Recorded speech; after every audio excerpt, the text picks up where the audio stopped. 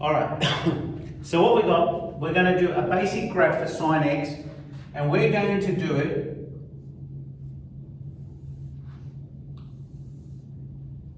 zero, 90, 180, 270,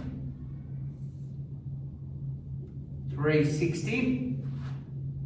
It's going to go to 1, minus 1. It's going to look like a flattened half circle, and then another one going down that way. Okay? So could I get you to copy that down? Oh, here we go. Maggie is here.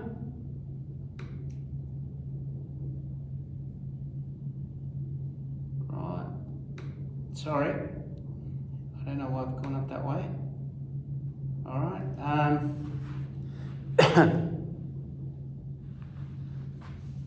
Did Maggie come in? Yep, here we go. Participants 20. Yeah, yes, I was me. Right, okay, good. Anne Lily's with us as well. Welcome. All right, I want you to write this down. This is y is equal to sine x. This is the most basic sine curve. Everything about it is the simplest it can be. Okay, and we're going to talk about how we describe it.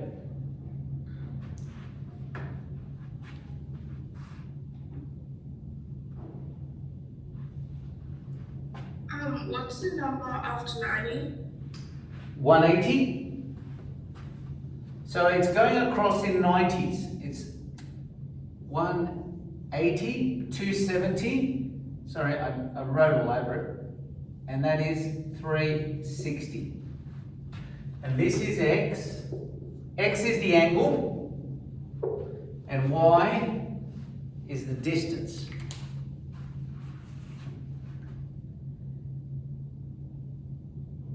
Now they're meant to be symmetrical. Exactly the same, only one is up top and one is down the bottom.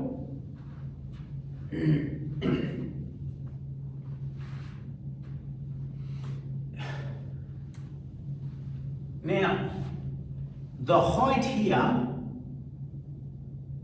see this height? That's called the amplitude.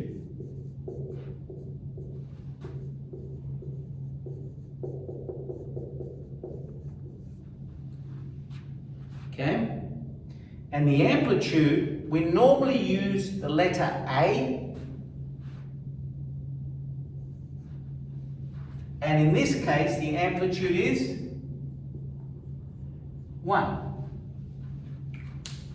So that would tell you, if the amplitude is 1, that tells you that the sine curve, right, goes up by 1 and goes down by 1. And you can see that the greatest height it reaches is 1, the lowest part it reaches is minus 1.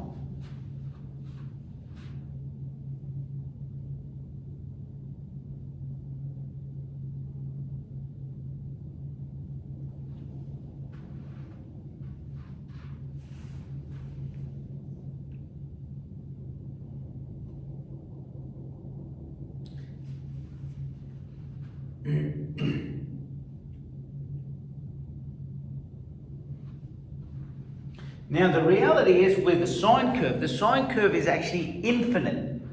It goes on forever in both directions. If you don't have to draw this if you don't want, but the reality is the curve looks something like this.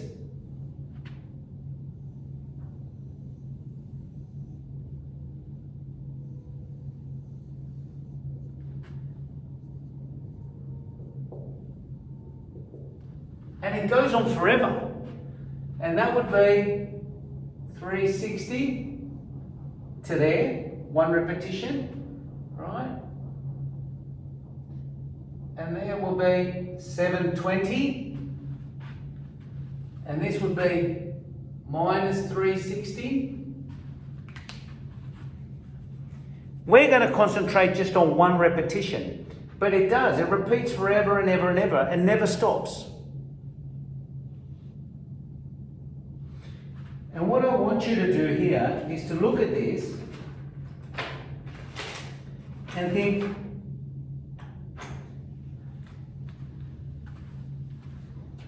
this is one repetition.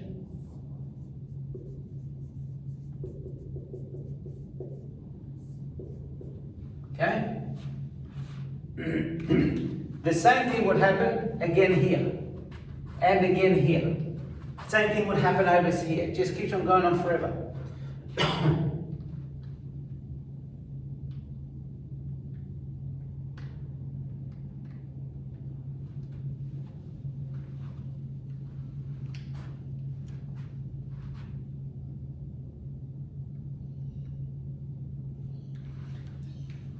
Now, I want to talk about this word here.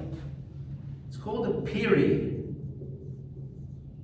And it comes from the idea that something is periodic, that it happens again and again and again. Right? The period is, right, the distance it takes for one repetition.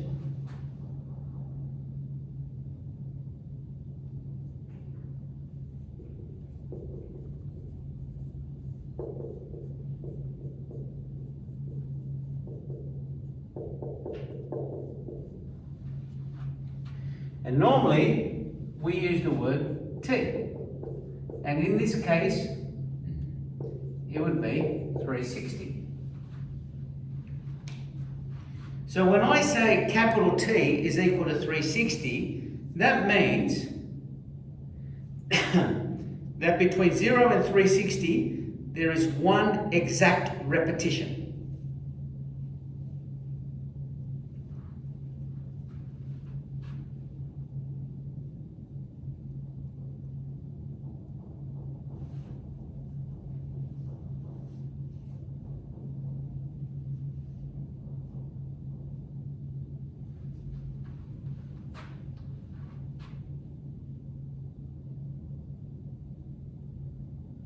And the last one I want to talk about is something called frequency.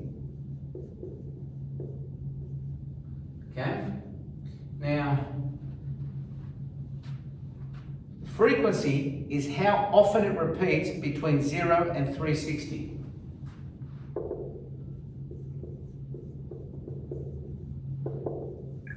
Does it have to be between 360? Yeah. Is it to Yep. the It's got to be between 0 and 360. Because 0 and 360 is one revolution. So that allows us to figure out how quickly it's happening.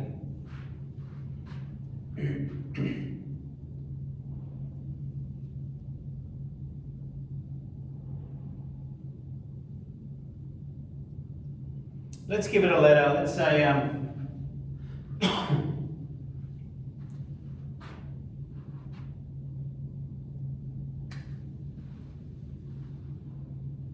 let's call it N. Okay?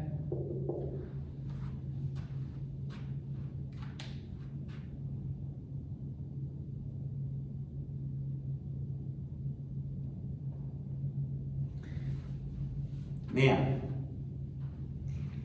here comes the beautiful part. This is the part you've been waiting for. This is the simplest sine curve, and it always has this shape. But now you have this extra information that means that we can change it. So, if I want to go one step up from this curve, I could do this.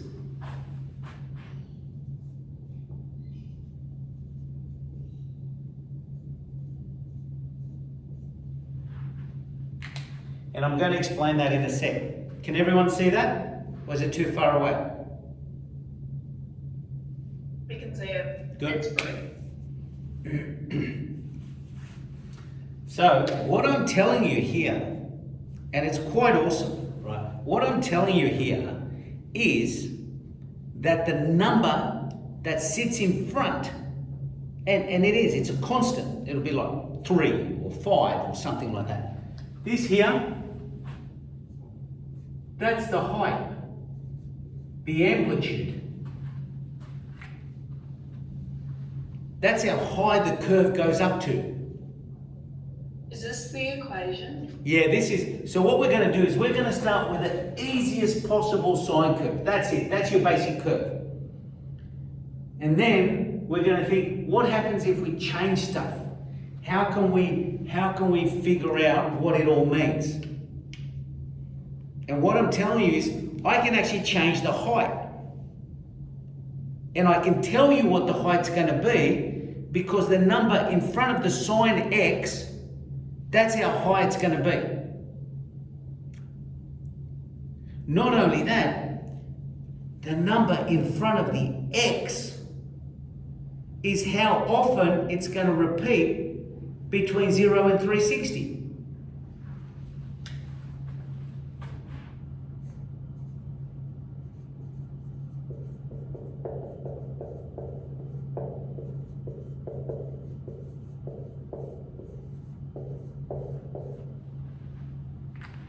See that number in front of the x? And now that instantly makes our ability to draw graphs for sine curve so much more powerful, because I can put stuff in here and you can instantly translate what it means. So I'll give you a chance to copy this down and then we're going to start messing about. Wait, what does that say under the N? It says repetitions between 0 and 360. It's the number of repetitions between 0 and 360. Now in this case here, N is 1, because there's just one repetition between 0 and 3. Remember, this is a repetition, and that's another repetition. And you'd have another one, and another one, and another one. It goes on forever. So imagine what would happen if I actually asked you to graph this.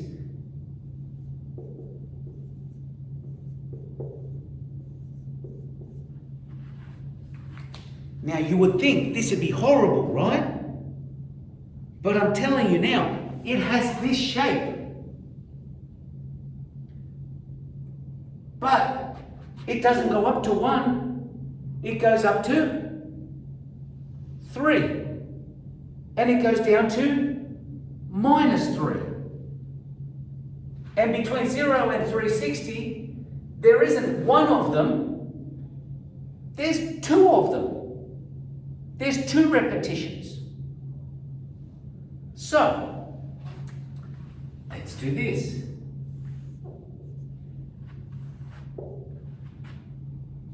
Three and -3.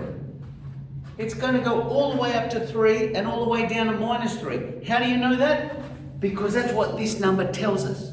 It's called the amplitude. But if you don't like that word, you could call it the height.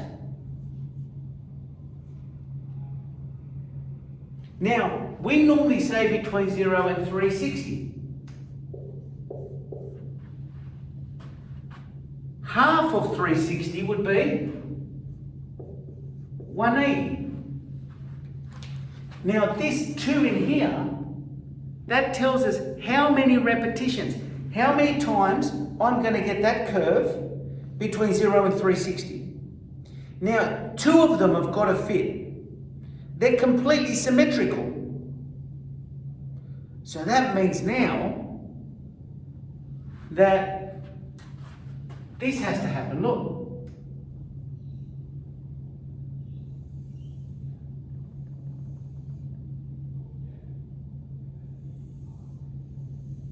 One. That's 1 repetition. See how it goes up to 3 and down to -3? That's what that does. That is 1 repetition, but I have to fill another one here. So that would be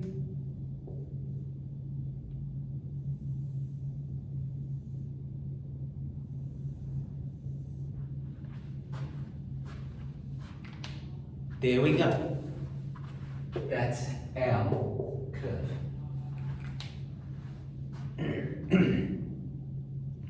So these numbers, they control different things.